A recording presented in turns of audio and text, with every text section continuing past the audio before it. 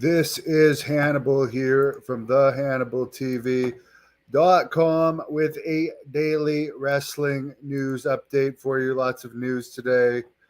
Just want to let everyone know tomorrow, Thursday, 3 p.m. Eastern, I've just been watching Ghostbusters 2 featuring Kurt Fuller, who's also in Wayne's World, No Holds Barred, and a bunch of other movies. Tomorrow at 3 p.m., I'm doing a live interview with him here on the Hannibal TV, which is over 360,000 subscribers now. Raw rating did a 0.52 Monday night. The New York Post is reporting that Pat McAfee, who just beat The Miz at WrestleMania in a squash match before The Miz jobbed to Snoop Dogg the following night after Shane McMahon blew out his ankle on the very first spot of the match. He's going to be making $85 million in a new 5-year deal with ESPN, $17 million a year. So it'll be interesting to see if that $17 million a year deal is still going to allow him to do WWE events. Logan Paul, who I don't believe had a match since he lost to Seth Rollins at WrestleMania, which strangely enough, he lives in Puerto Rico. I never saw the Puerto Rico pay-per-view, but I know Logan didn't have a match in Puerto Rico. I don't know if he appeared or not. Anyone could correct me in the comments, but he says he's excited to get back into the ring. What I find funny is I do think there should be "you fucked up" chants brought back in wrestling. And God bless Jeff Hardy. He had a bunch of botches on the last AEW show, but not for him. But I mean, Logan Paul in his WrestleMania Night 1 match against Seth Rollins did a dive off the top rope onto the table that was supposed to be onto Seth Rollins, and Seth Rollins was supposed to move out of the way and pull KSI onto the table, but it was mistimed. And Logan Paul jumped after Seth Rollins had already moved out of the way. For some reason, I'm the only one that noticed that. But in the old days, like the ECW fans would have definitely done the "you fucked up" chant there. There used to be that chant like up to like 2005 because there's so many botches these days, but I guess they're so common that people just ignore it. There wasn't even any. Remember when Top Dollar did his jump? And not only did he miss everyone on the outside, but they all bumped anyways. Or Uncle Howdy, who seems to be a really nice guy, judging from the interview clips I've been posting on this channel that I got of him through a collaboration. He seems like a nice guy, but he had a huge botch at the Royal Rumble. And I don't know if we've seen or will see Bray Wyatt or Uncle Howdy again after that.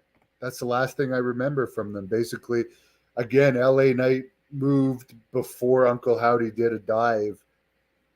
And he basically did a dive onto nothing, and they just pretended that he hit Uncle Howdy, even though it was obviously didn't.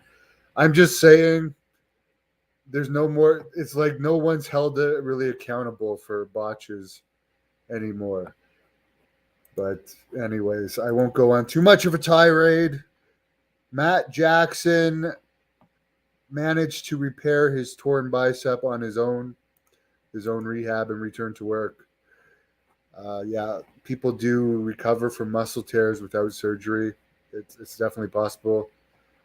For everyone's saying, I mean, God bless Cody Rhodes. He did wrestle Seth Rollins after he had a torn chest, but there's lots of people out there without medical insurance, or here in Canada where the medical system sucks and you got to wait forever for surgery that never gets surgeries. So yes, I mean, to go in there and have a match and get paid a crap load of money, great, good for you. But I mean, for me, I got more respect for someone like Matt Jackson who rehabbed it himself. Didn't take I don't know how much Cody took off. It was a long time because with surgery you gotta go longer. But anyways, I tore my chest and never got surgery on it. Wrestled a month later, and it took like 3 stem cell injections and many months to get back to normal. But for Hannibal, it's just like, oh, it's Hannibal. He's expected to do that.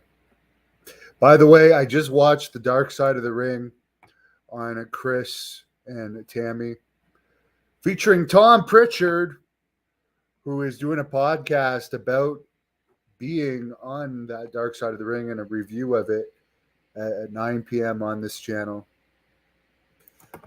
Ivan, who I believe is a Puerto Rican wrestling expert, confirms that Logan Paul did not wrestle on the Puerto Rico pay-per-view. That seems funny to me because he's from Puerto Rico. The only thing that would explain that to me is the Puerto Rican government paid them a fee to put on a show there, but they were still allowed to sell tickets.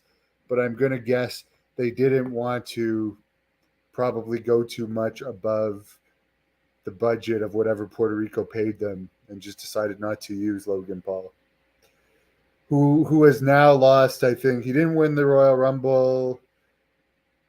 He lost to Roman Reigns and he lost to Seth Rollins. So, I mean, he's still a bigger star mainstream than the vast majority of people in WWE, other than maybe Brock Lesnar and John Cena.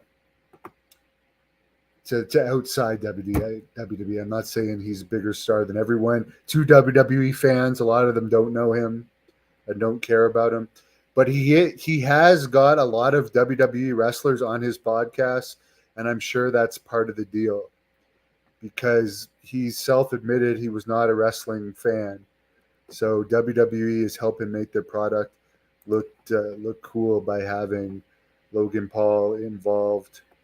Although I'm not sure he's at his popularity all-time peak or not right now. He's definitely hot, very, very hot, but I don't know if it's the hottest it's ever been right now. Why doesn't LA Knight get a bigger push? I don't know the WWE politics. The Abdullah the Butcher Dark Side of the Ring is July 25th, and I'm not sure how they're actually going to portray it. You never know until it comes out. All I know is I did an entire day worth of interviews about it. Tammy and Chris have an interesting story. I'm gonna actually review it right after I'm done this. Piper's good, Tom. She's sleeping beside me. She's had a busy day. So I'll be right back for any of you fans that want to stick around 5 minutes with my review of the Chris and Tammy Dark Side of the Ring. And Tom Pritchard is going to do his at 9. And Piper, Tom, just grab my hand. She likes to hold my hand. She's a sweetheart. Thank you for watching the Hannibal TV. Please like this video if you enjoyed it.